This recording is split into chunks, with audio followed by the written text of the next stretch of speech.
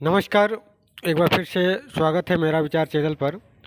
आप सभी का तहे दिल से स्वागत करता हूं और दीपावली की हार्दिक हार्दिक बधाई देता हूं पूरे देशवासियों को। और सभी से अपील करता हूं कि पटाखे ध्यानपूर्वक फुटाएं और आस पड़ोस का ध्यान रखें और इस दीपावली किसी से झगड़ा झंझट न करें। आज मेरा विचार चैनल पर एक टॉपिक से संबंधित आप लोगों से बात करने वाला हूं। आप लोग आज की जनरेशन पे देखते होंगे कि बलि प्रथा बहुत ही तेज गति से बढ़ते जा रहा है। जी हाँ, आप लोग तो दहेज प्रथा सुने होंगे, लेकिन ये बलि प्रथा आप लोग आए दिन देखते रहते हैं। बट इसे आप समझ नहीं पाते हैं कि बलि प्रथा होता क्या। आज हम बताने वाले हैं कि बलि प्रथा होता क्या। देखिए, आए दिन आए जनरेशन पर हम जीव जंतुओं का पूजा बहुत ज़्यादा देते हैं। आज कुछ विस्तार पूर्वक आज आप लोग से कुछ ज़्यादा समय लेंगे और आज विस्तार पूर्वक बातें करेंगे कि हम लोग देवी देवता को पूजा करते हैं। आप लोग भी करते हैं, ये हम भी मानते हैं। लेकिन ये कौन सा रीति रिवाज पूर्वज चलाते हुए आ रहे हैं कि देवी देवताओं के सामने बलि प्रथा को देना, यानी किसी जीव जंतु को पूजा देना उनके सामने और उनका शुद्धिकरण करना, ये नीति विरोध है। जी हाँ, ये बलि प्रथा नीति विरोध है। इससे कोई देवी देवता संतुष्ट नहीं होते हैं, बल्कि आए दिन जो ये आप लोग सुने होंगे कि प्रलय होने वाला है, घोर कलयुग आ गया है। तो कारण यही है कि हम लोग बलि प्रथा को छोड़ते नहीं हैं। देखिए, एक सतयुग के बाद त्रेता आया। तो सतयुग में था क्या कि उस समय तो पूजा पाठ होते थे, लेकिन त्रेता युग में होते क्या थे कि जितने भी लोग थे वो शुद्ध थे। शुद्ध मतलब उन लोग न प्याज लहसुन खाते थे, न मीट मछली खाते थे और न ये चावल वगैरह रहते थे। उन लोग सिर्फ फल फूल खाकर रहा करते थे। और वही त्रेता के बाद जब द्वापर आया तो उन लोग एक देवी देवताओं का स्थान हमारे भगवान भोलेनाथ ने दिए। तो उस समय क्या हुआ कि देवता का स्थान दिए। और उस समय आप सोच के ज़रा देखिए कि उस समय प्याज लहसुन भी नहीं रहा करता था, ना चावल रहा करता था, कुछ नहीं रहा करता था। सिर्फ फल वगैरह खा के उन लोग रहा करते थे। और वही शुद्ध जीव हो के, शुद्ध आत्मा बन के देवी देवता का स्थान आज प्राप्त किए हैं। और वही देवी देवताओं के स्थान में आज हम लोग जब भी पूजा करते हैं, जैसे माँ काली का, माँ दुर्गा का, या तो मनसा माँ का, या तो जो भी देवी देवता का पूजा करते हैं, हम लोग उसमें बलि प्रथा देते हैं। बलि प्रथा यानी जीव जंतुओं का पूजा देते हैं। अब जरा सोच के देखिए, अगर आप लोगों के पास कॉमन साइंस होगा तो जरा सोच के देखिए कि उस समय नहीं खाते थे और वही देवी देवताओं के पास आज खून का बलि देते हैं, तो उससे घोर कलयुग बढ़ेगा कि नहीं। हम लोग अपने आप में संतुष्टि मानते हैं कि वो बलि प्रथा देने से भगवान शुद्ध होते हैं, देवी देवता शुद्ध होते हैं। नहीं, ऐसा कुछ नहीं है। हम देवी देवताओं का पूजा फल और फूल से भी कर सकते हैं। और न तो पूर्वज इस विषय पर जानते हैं कि उसको बलि देना ही वो सर्वमान्य है और बलि देने से ही भगवान और देवी देवता संतुष्ट होते हैं, ऐसा कुछ नहीं है।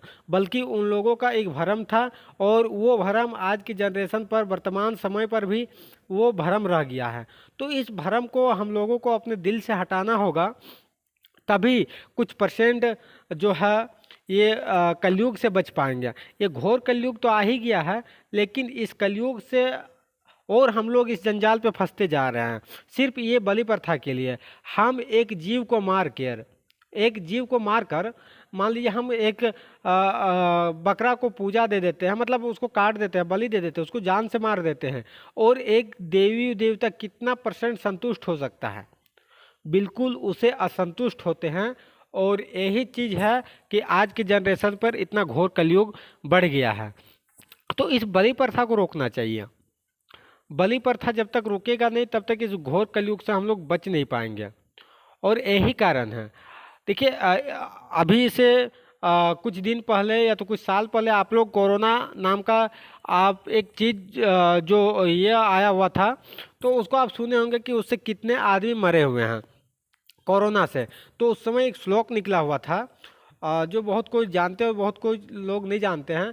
उस समय एक शायरी तरह से निकला हुआ था कि जब हम एक नॉर्मल दिन पे रहते हैं तो हम लोग तालाब से हो या नदी से हो, हम लोग मछली को निकाल के खाते हैं और वो बिना ऑक्सीजन के तड़प तड़प के मरते हैं। जब हम लोग तालाब से उस मछली को निकालते हैं तो बिना ऑक्सीजन का, तो वो उसी को दर्शाया गया था।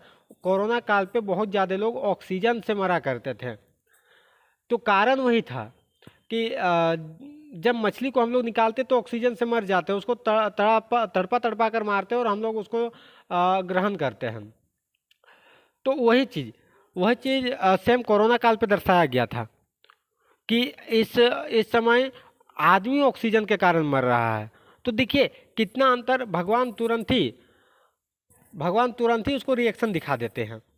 तो मेरा कहने का मतलब है कि इस बलि प्रथा को कम किया जाए। भले अचानक बंद नहीं किया जा सकता है, लेकिन अगर हम लोग स्टॉपेज के अनुसार माना जाए तो हम लोग इस बलि प्रथा को कुछ % रोकथाम कर सकते हैं।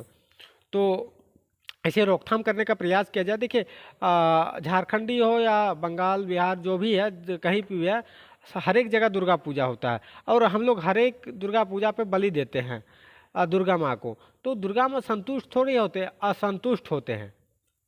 असंतुष्ट होते हैं क्योंकि वही दुर्गा माँ जब त्रेता और द्वापर में थे तो वो शुद्ध रहा करते थे और उनके सामने अशुद्ध चीज़ का जो है वहाँ पे बलि दिया जाता है। मतलब अशुद्ध चीज़ का बलि नहीं, बल्कि अशुद्ध चीज़ उसको दिखाया जाता है। खून के सामने उसको खून दिया जाता है, उनके सामने रखा जाता है, उसके सामने बकरा का बलि देके उसका मुंडी को रखा जाता है। ये बिल्कुल ही अशुद्ध है और एक घोर कलयुग का संकेत है।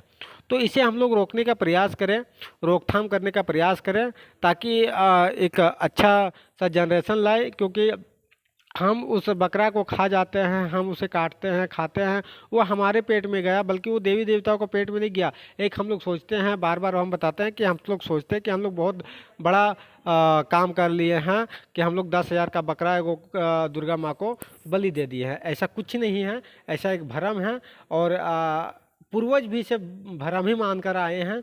हम पूर्वज का अपमान नहीं करना चाहते हैं, लेकिन ये पूर्वज भी एक भ्रम में ही जी के आए हैं और वही जीना आज हम लोग सीख गए हैं। तो इसे चेंज करने का प्रयास किया जाए।